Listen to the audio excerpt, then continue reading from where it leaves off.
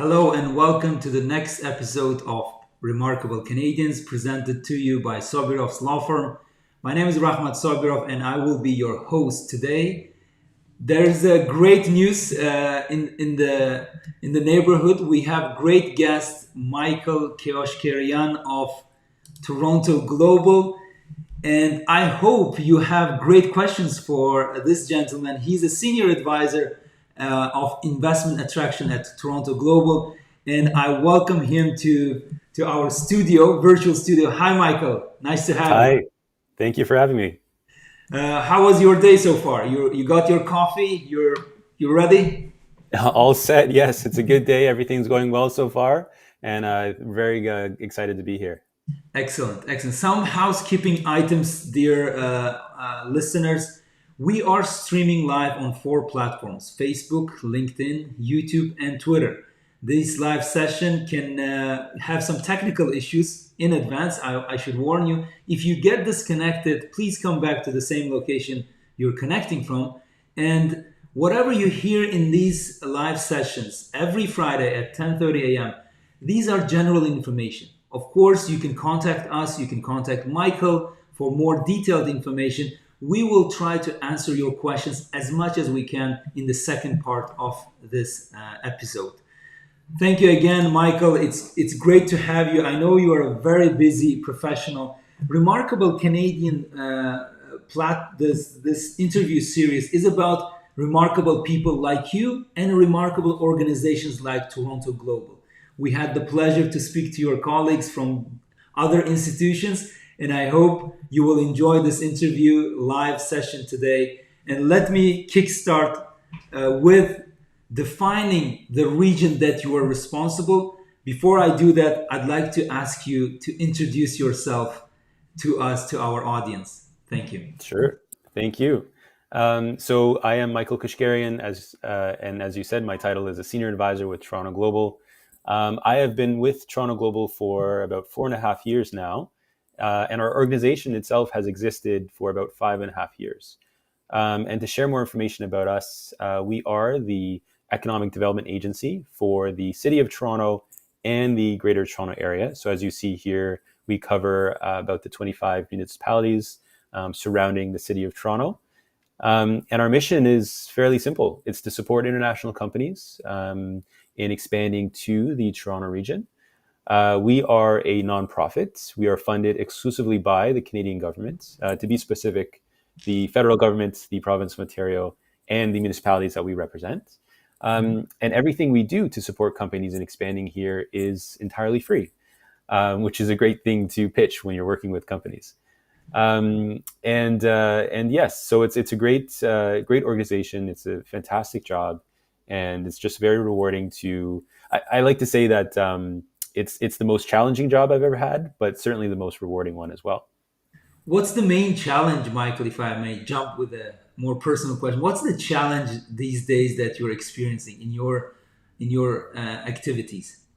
Yeah, absolutely. Well, I think the challenge is just being able to respond to every company. Every company is different, right? Every project is different. Obviously, some industries are the same, and you kind of work within. Well, maybe it's a tech investment, maybe it's a manufacturing investment, but it's really important to understand the needs of the people and the company that you're working with. And so there are some aspects of that can be challenging. I come from a general background myself. Mhm. So I'm working with an artificial intelligence company, for example. You need to kind of shift into that different mode. So those elements are a bit challenging, but then when we get there and when the company kind of sees the nature of Toronto and Canada, that is certainly very rewarding. And knowing that people are getting jobs because of in some small way, my work. Excellent, excellent. So, as an introduction of the region that you are responsible for, you are responsible for attracting investment and companies from in the North American region. Is that how it works at your organization? That's correct. So I myself am responsible for companies specifically from the United States. Hmm. And actually, I work primarily with companies from the Western United States, which most often happens to be from Silicon Valley. Okay. But we have other teams that cover continental Europe. We have a team that covers the United Kingdom specifically. We also have a team that covers India and another one that covers East Asia, primarily Japan, South Korea, Singapore, and Taiwan. And then, of course, we support any kind of inquiries we receive from all over the world. Just on that note, let me remind our listeners that you can go to torontoglobal.ca website. It's an excellent website with great content, and you can see the industries that Michael and his team takes care of in the region. You can get some success stories and listen to some even media. There's a media section there. Everything is for your in order for you to make an informed decision. And Michael and his team are here to support you whenever you need in terms of making your decision to move to Canada, specifically to the Toronto region. All right. Now, Michael, let's delve more into why Toronto region. Okay. Mm-hmm. We know this is it's a huge area, speaking in terms of population or in terms of economic impact. This is the region, and here are the numbers. Can you comment on these numbers a little bit for our audience on these? I took a screenshot from your website. Yes, thank you. Yeah. So to comment on these numbers, as you say, we are a region of over 7 million people. And when you think about Canada as a country of being 38 million in total, having almost 20% of Canada's population within the Toronto region is especially significant, especially when we're speaking to companies and positioning Toronto as the place to be for them to expand and thrive. And naturally from that, we have over 800,000 businesses. We contribute an outsized portion to Canada's GDP. 20% of Canada's GDP comes from the Toronto region. That's more than, with the exception of Quebec, any other province in Canada. So again, this just demonstrating kind of our size and position within Canada. Mm-hmm. The comment there on over 100,000 new immigrants annually, that is a tremendous, tremendous piece for Canada and Toronto in terms of attracting companies here. It's just the availability of a global workforce and being able to move and thrive in Toronto. Prior to COVID, Toronto was the fastest growing city and region in North America. And we're still waiting to see the latest numbers, but we are pretty confident that will rebound as well. And so it's that diversity and that kind of quality of talent and immigration that is really setting us apart as a region within North America, and I think globally. Excellent. That's a great comment, Michael. Thank you. Now I will delve into more questions that I collected in preparation for this session. And I encourage our live audience to pose your questions in the comment section wherever you're joining. We will bring your question to the screen in the second half of our discussion, and we will answer them as much as we can.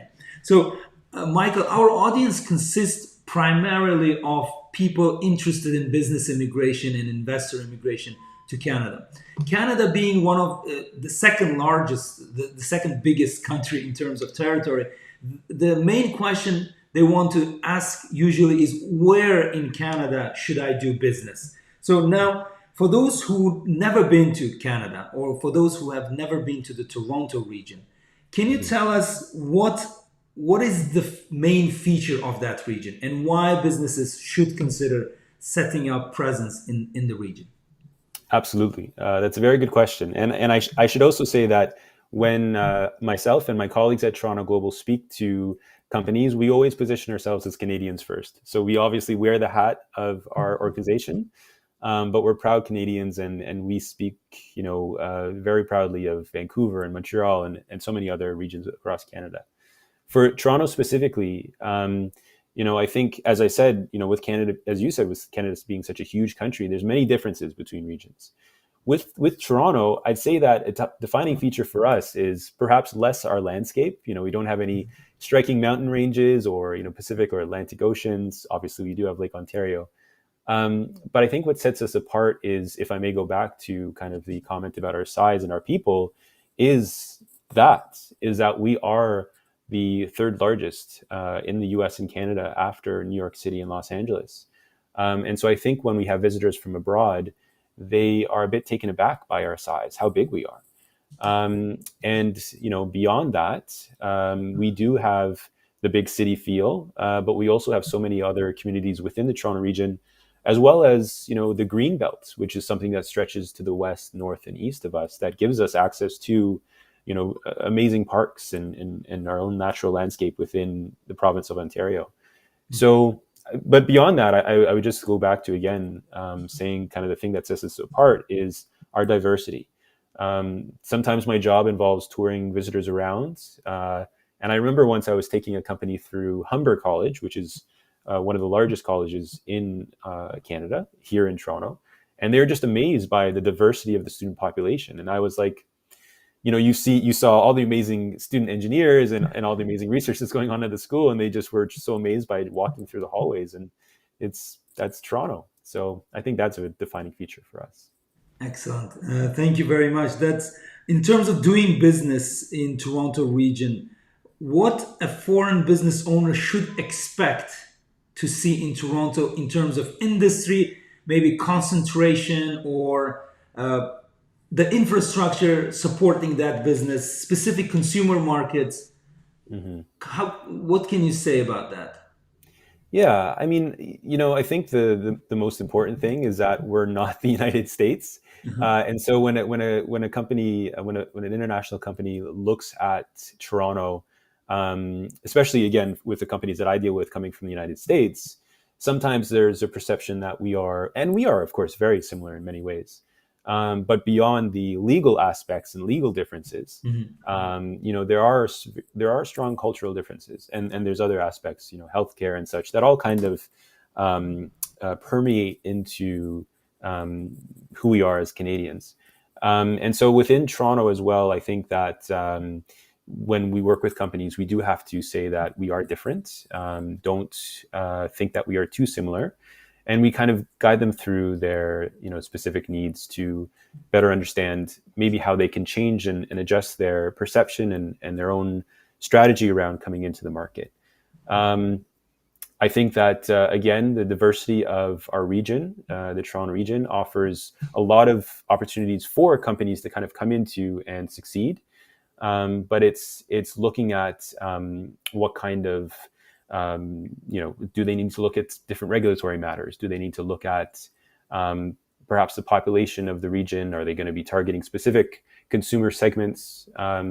And so there's a bunch of different variables, but what we do is support the companies in understanding those and helping them land here successfully. So in jumping on to the services that you provide, as you said, let's bring up the screen of your services. Here you help with basically in terms of soft landing, right? In terms of making the decision, choosing the place, and soft landing in Canada. So can you comment on maybe with an example, one or two examples, how does it work when organizations contact you saying, Michael, we are so and so, and we have this intention towards Toronto region?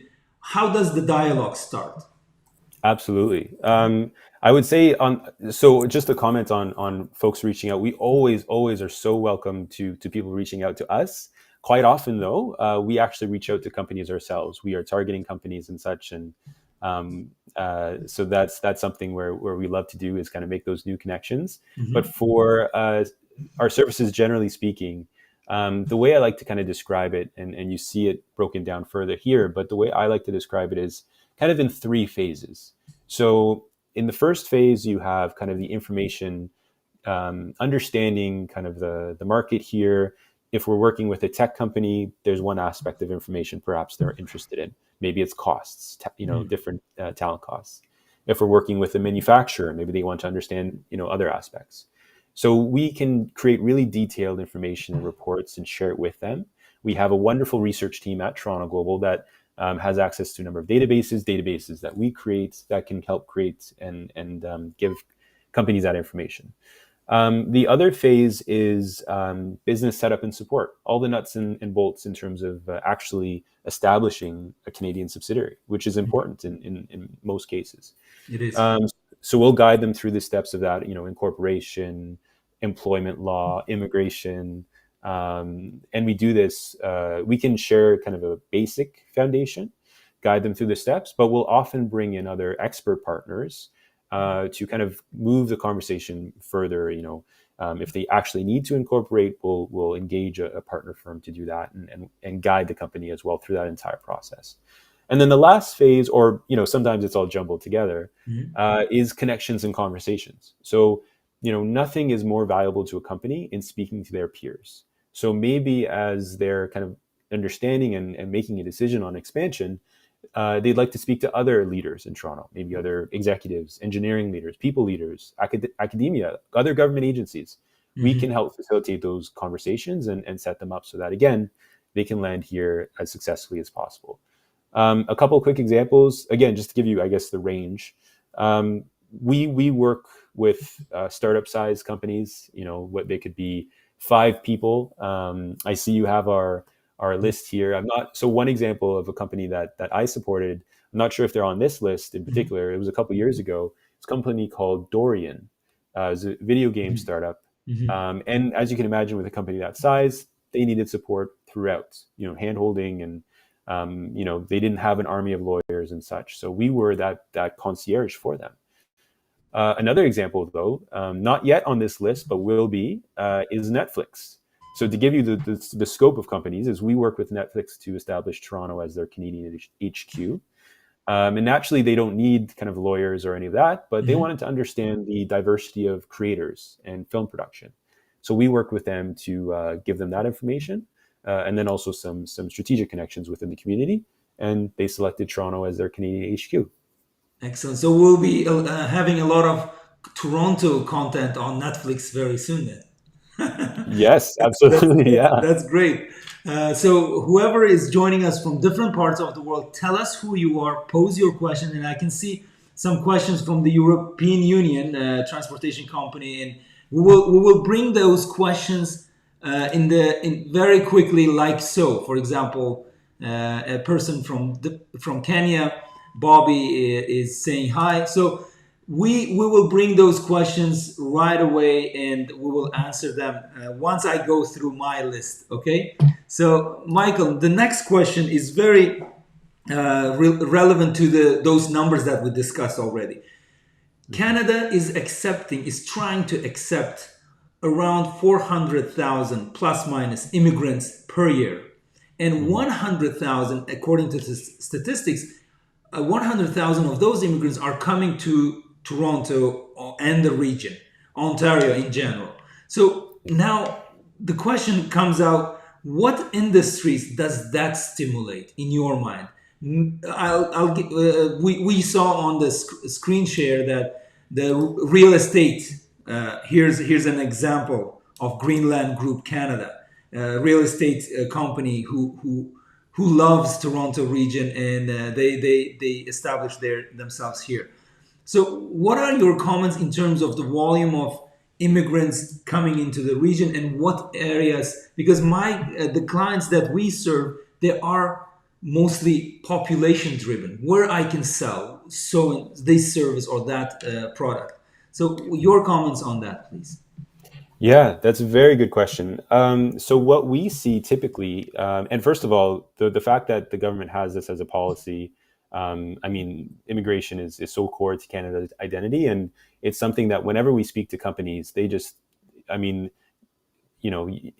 said the market that I work in, primarily the United States, and many Americans wish that they had this, that their own government had a similar policy, because immigration drives the economy in such a great way. So for us, a tremendous aspect has been the tech sector. So the technology sector. So in Toronto, in the last year, we're the fastest growing tech jobs market in North America. We created more jobs, tech jobs, than San Francisco Bay Area, Seattle, and Denver combined.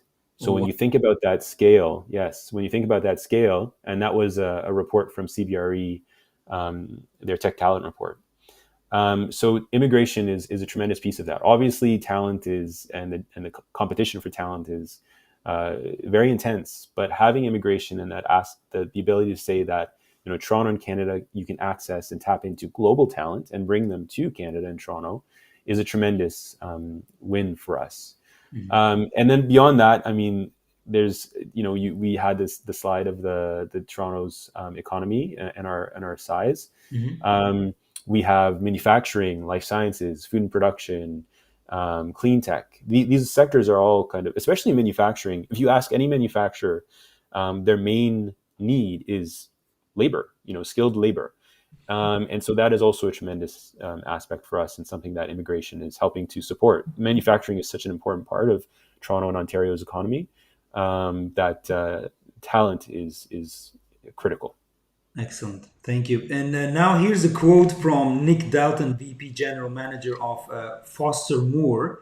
He says, "The team at Toronto Global has been extremely helpful and supportive in helping us establish a presence in this fantastic region. It's an exciting but daunting task setting up a business in a new city. Toronto Global has helped us remove the daunting part." So in terms of people connecting to you directly, now here's a question from Adina. Let me jump onto those questions too.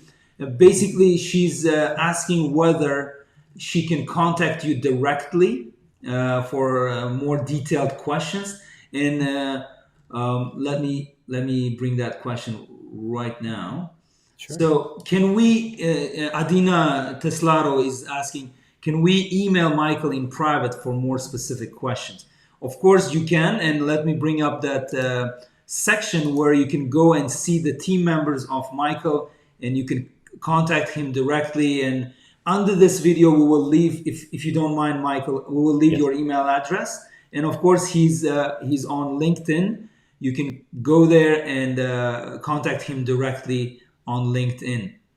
And if you are from a region that Michael is not responsible for, he will definitely take care of you and connect you with his colleagues at Toronto Global.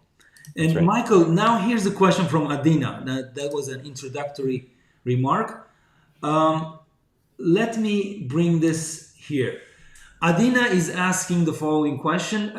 We are an EU transportation company. We're interested to open a branch in Ontario. How long does it take to open a brokerage business in Ontario? Your experience, if you have dealt with something similar like that. Yes. So I would say that you can look at a question like that in kind of two ways. So speaking generally, establishing a Canadian subsidiary incorporation can be done as fast as 24, 48 hours. Sometimes we're contacted by companies who, for various reasons, they say, we need an office or a Canadian office yesterday. And in those cases, which is very exciting, but also a little bit challenging, as I said before, we will work as fast as possible. I would say, though, generally speaking, if you are, committed and ready to move forward, give yourself a week or 2 weeks to kind of understand the process. We can speak to you. Incorporation, again, is very simple and straightforward. It's a nominal cost, typically, of about $2,500, 3,000 Canadian to establish a Canadian subsidiary. And again, it's very simple. Beyond that, typically, I also advise companies, especially if they're, in this case, for example, going to be hiring locally to support that business, understanding Canadian employment law, potentially setting up a bank account. All those steps together, I would say, unless you're driven by kind of a need to have something done yesterday, giving yourself several weeks to kind of work through and understand is an optimal time period. And then also the factor is hiring. So in terms of finding the right people, we can help, whether, again, connecting to recruitment firms or using our network or bringing forward other people that we know are relevant for a project like this. That can take a little bit of time as well. So on the whole, I would say, again, depending on your timeline, we can move as fast as you need, but 2 to 3 months, I think, on the whole, to understand, work through the steps, hire, any regulatory matters. In this specific case, we need to learn a little bit more about what they might need in terms of perhaps cross-border or understanding, will they need to find potentially warehouse partners or anything like that. But I think that 2 to 3 months time period is good. Excellent. So now going back to the services to interested parties like Adina's company, is there any incentive of government incentive, municipal, federal, provincial, monetary or non-monetary incentives of coming to Canada and establishing your presence in the Toronto region? Are there That's a any? Yeah, it's a very good. That's a very good question. And as I said, I typically work with American companies, and so you Mhm. can understand some of the incentives that are available in the U.S. And naturally, they ask a similar question for us. We do have some incentives at the federal level.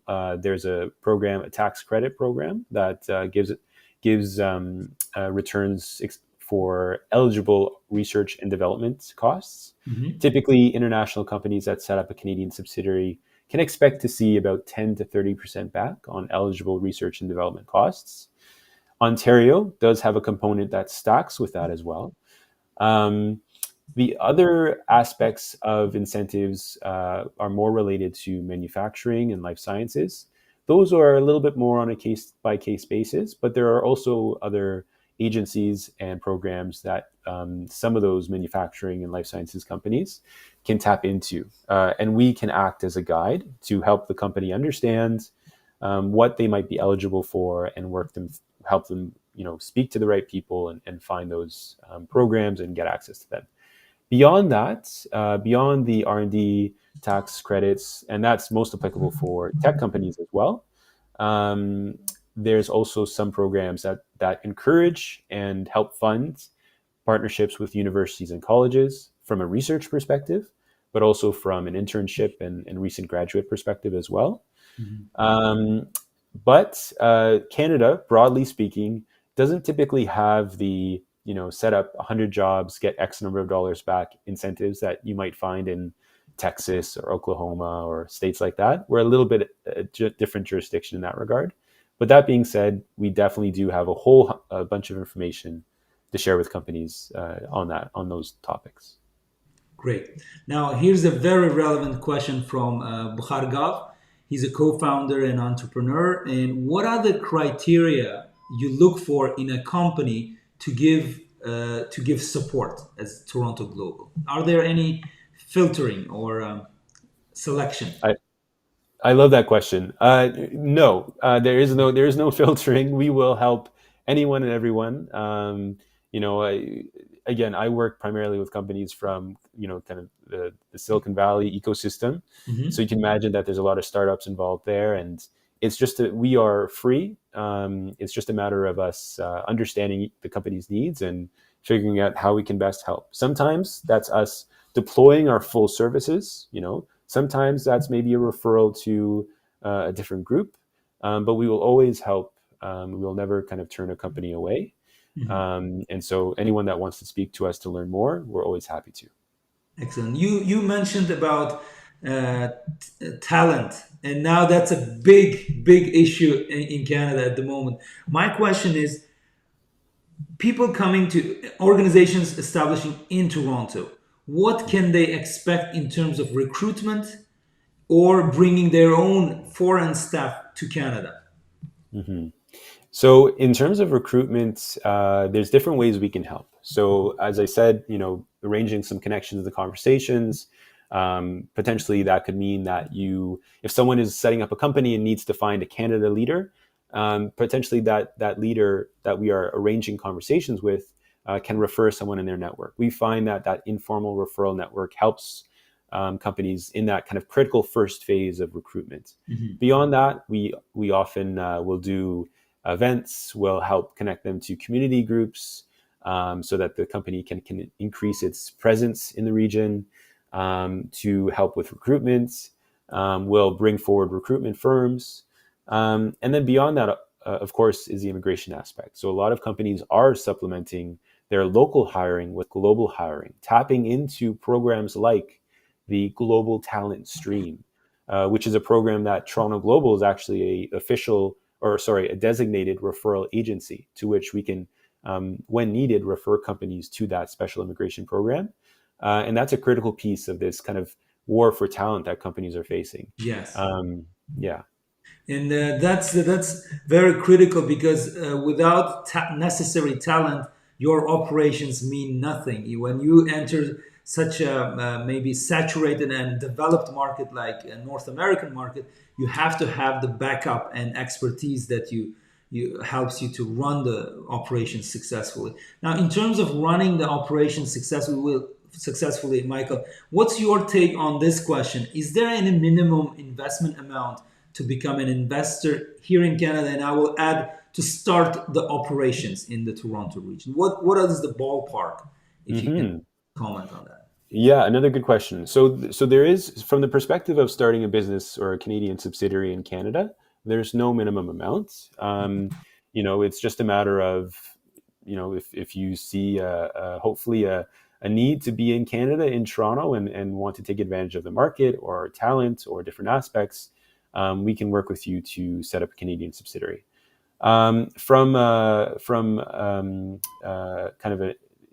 That question might be related to perhaps other aspects of investing here.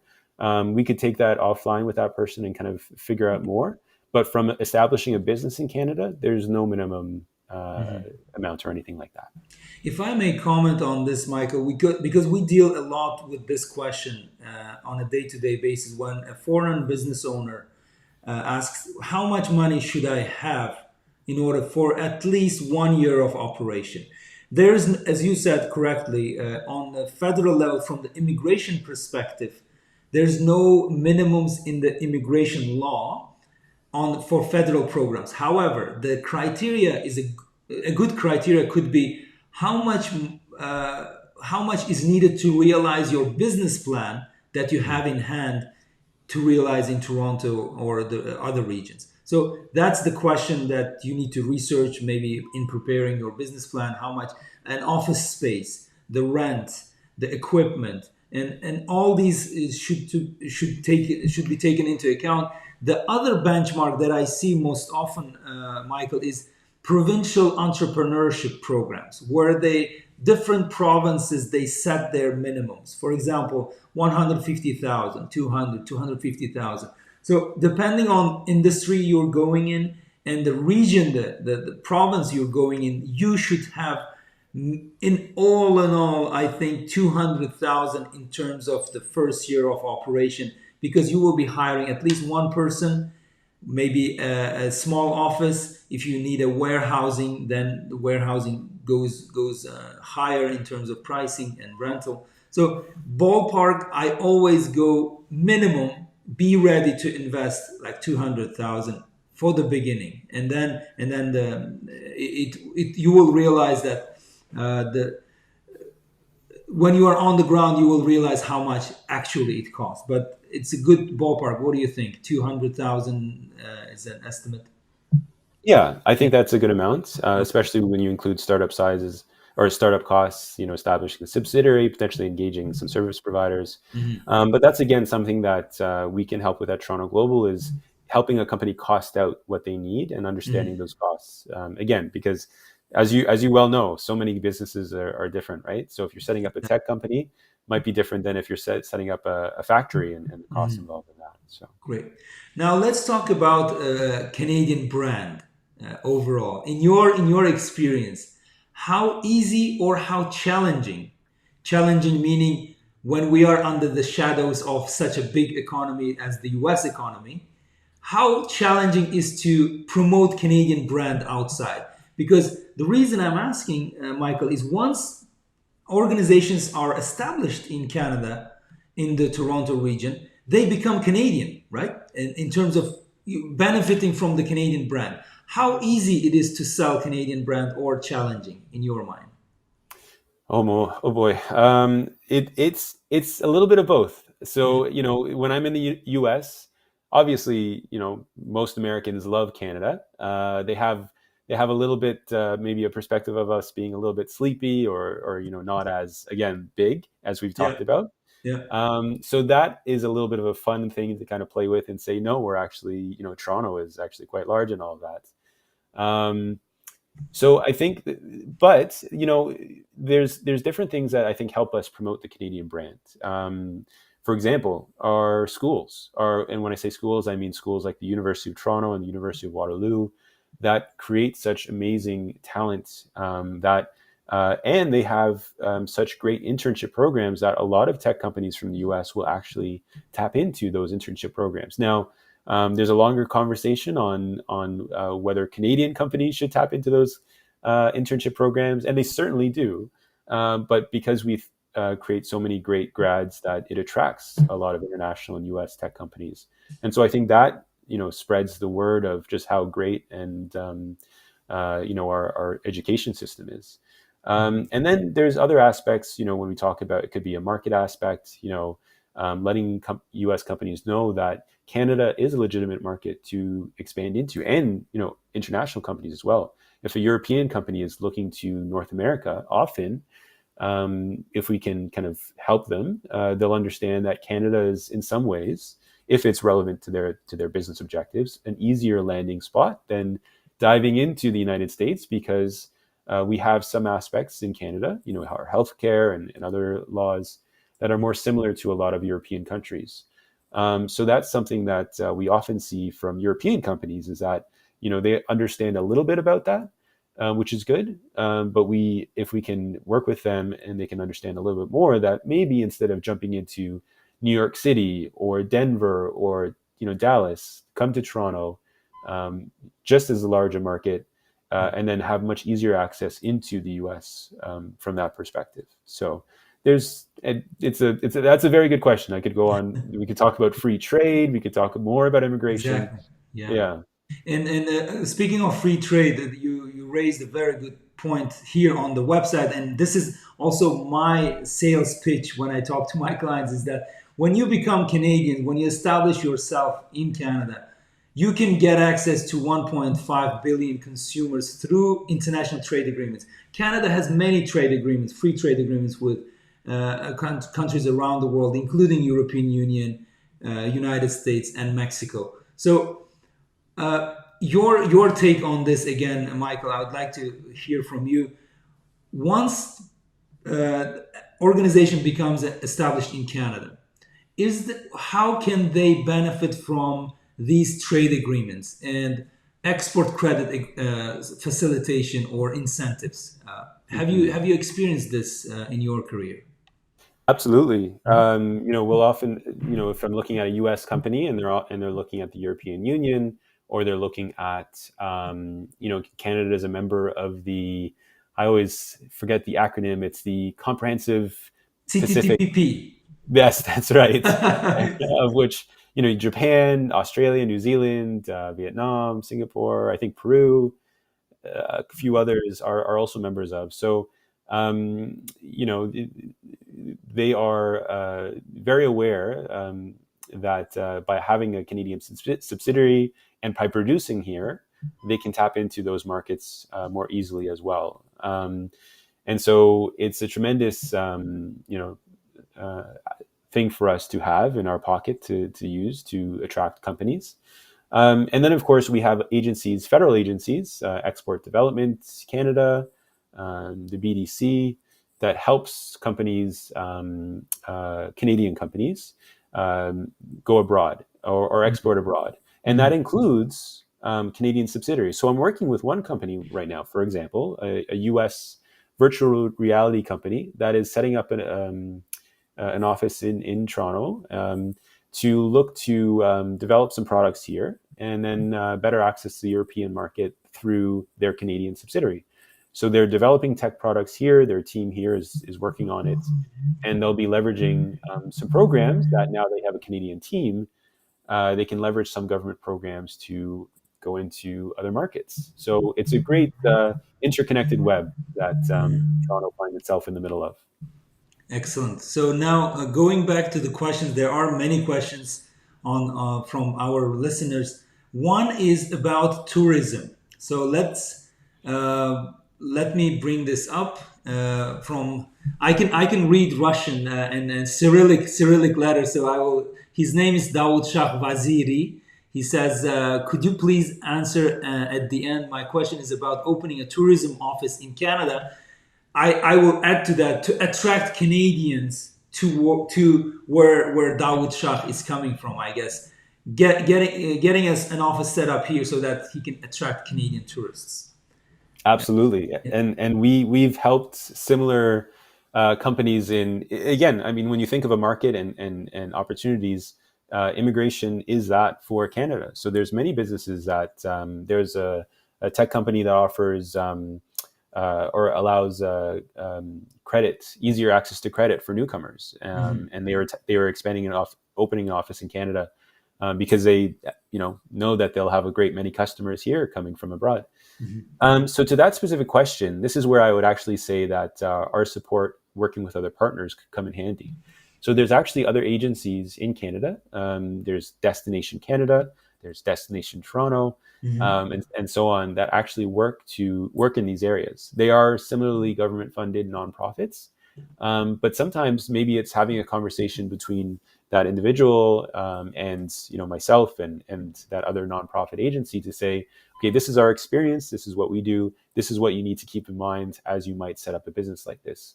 So those types of conversations, we just kind of bring in helpful people, ambassadors who have kind of that expertise and are willing to share it with others as they look to establish businesses here. So I think something like that is definitely possible, and there's certainly ways that we can help. Great. We have 15 minutes to go, Michael, and I would like to use that 15 minutes very effectively. So let me go back to the questions. Now, when you are focused on Silicon Valley and North American market, specifically the US market, what can you say in terms of, in your experience, what are the 5 initial steps that an organization from outside of Canada needs to take in order to relocate or establish in Canada? What are the 5 steps from your perspective, or 3 steps that they need to take before maybe contacting you or establishing an entity here? Yeah, that's a good question. It's one of those ones where I might, again, cheat a little bit and say that I don't know if there are perhaps 5 specific ways. I think that the most important thing is working with us, right? Getting in touch with us to help kind of define what your objectives are, what your company's objectives are. And, number 2 is kind of what does success mean for you in terms of setting up this office? So if we're working with a company, let's say I'm working with a approximately 200 person company that's looking to set up an engineering hub in Toronto. For them, it's a success for them in doing this would be having a good core team in Toronto to help develop their products globally. They would aim to have 50 people or so in Toronto over 3 years. So that's kind of a success, and that's a point that we help define earlier on in the conversation, so that as we work with them, we can have that goal in mind and continue to strive for it. Beyond that, I would say it starts to break, beyond kind of understanding and kind of defining what they need. I would say, maybe break it down into what processes that Toronto Global can support that company. So is it the business setup and support, the nuts and bolts piece that I talked about earlier, the incorporation, all of that, legal. Do they need that? Yes or no? Good. So we'll help. Is it the connections and conversations piece? Is it is there other aspects, other research aspects? Do they need some sort of support with regulatory? So one company that we actually supported and successfully announced fairly recently in the last few months was a company from Sweden called Klarna, which is yes, I heard about them. That's a great success. Congratulations on that. Yes, thank you. So as part of that, as we work with fintechs from abroad, sometimes there's some need to understand kind of financial regulations in Canada, right? Canada has in many ways, Canada has a little bit of a restricted regulatory environment, which is very good for us. But compared to some other markets, which have a bit more open banking policies, that sometimes requires a shift. So understanding what the company might need, Klarna as a fintech, as an example, we can work with them to kind of understand and navigate those issues. So I don't know if I could break it down into perhaps 3 or 5 specific steps, but there's certainly some steps involved as we work with companies to make sure that for them, at the end of the day, they open up here, they hire here, and they thrive here. Excellent. That's a good first guidance is to knock your doors, contact you, and then this could be a very good first step. I always tell, even prior to contacting professional service providers like lawyers or others, first contact those who are interested in helping you in terms of bringing the investment to Canada or the region. So that's the best. I always refer to regional stakeholders like similar organizations like Toronto Global. Okay, now here's a more specific question from Adina, and I'll try to make it smaller because it's a long question. It's more about regulatory, getting the licenses for the brokerage company or transportation company. You made a good estimate of the timeline, how long it takes, but I think for registration, for licensing, getting everything set up from legal side, I think the best is to contact you so that you can guide. Maybe it's a European Union, of course, company from Europe. Maybe you can connect your colleague to Adina, and that would be the best course of action. Yeah. And if I may also add as well, Sure. Sometimes there's kind of specific pieces. So in response to this question, how maybe they need a certain type of permit. Okay, there's a certain waiting period or time or something to process that permit. Yep. We can help and figure out those specific questions. But another company that we recently supported in expanding to Toronto in this space of transportation, shipping, logistics is Flexport, which is a San Francisco-based company that's in the kind of the supply chain technology space. And as we, the side benefit of, as we help these kind of companies expand here, companies like Flexport, which help companies ship abroad and freight forwarding and all those aspects, potentially they might be a resource to companies that are coming in.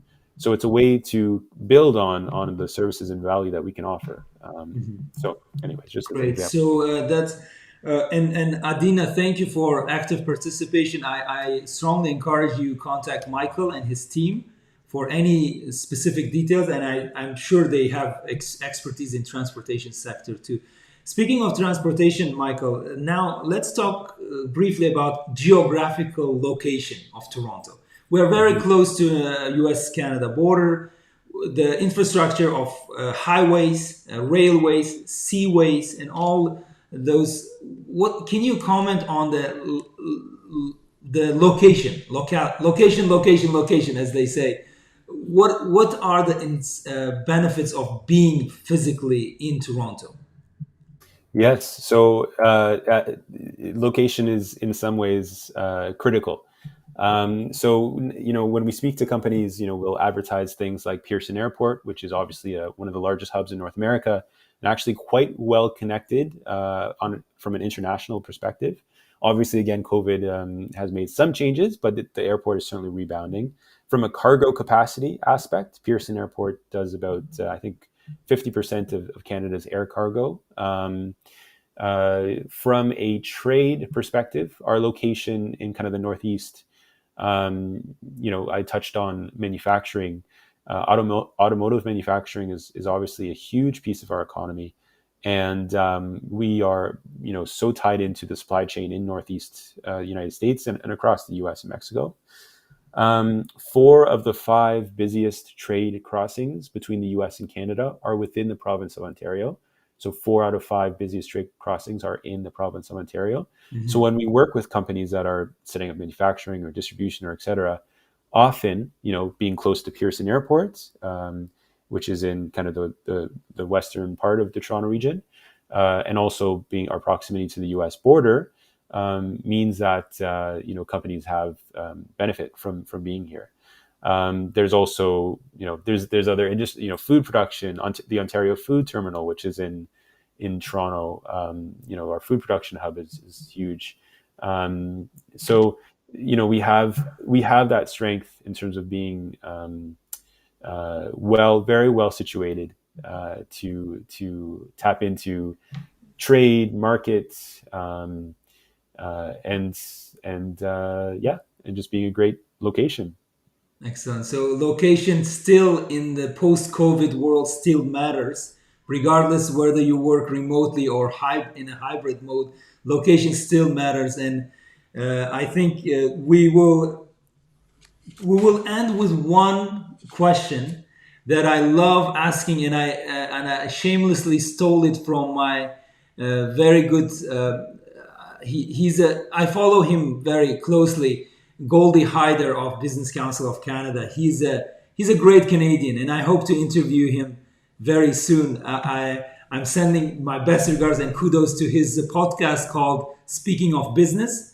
And every time in his podcast, he asks the following question: what can Canada do to recover, to become more resilient and recover faster in this post-COVID economy and whatever we're going through at the moment? Sometimes I'm confused what we are going through. So what should Canada do in your perspective to recover and become more resilient? Mm-hmm. Well, that's a very good question, and one I can see as you putting as a last question to be thought provoking. I think from my perspective, one thing that we are doing is, again, going back to immigration. So, when it comes to all the challenges that the world is facing from a supply chain perspective and conflicts abroad, the fact that Canada is a safe, stable, prosperous country, and that we can offer refuge to those abroad, and also give them opportunity to, work in advanced manufacturing, to take education and become a software engineer, to support families and have them as Canada as their new home. That is from my perspective in working with companies from abroad, the fact that Canada stands apart on that point is something that I'm quite proud of on one hand, but also on the other hand, I think is something that we need to nurture. And also, if we are going to be taking in more newcomers than ever before at a record level, Mm-hmm. we need to make sure that some aspects like housing and education and infrastructure remain strong. And, in Toronto, obviously everyone knows that the housing market here is certainly a very tight one across Canada. It is. But we're building subways in Toronto. We're training more STEM grads than over 50,000 STEM grads a year in the province of Ontario. So Mm-hmm.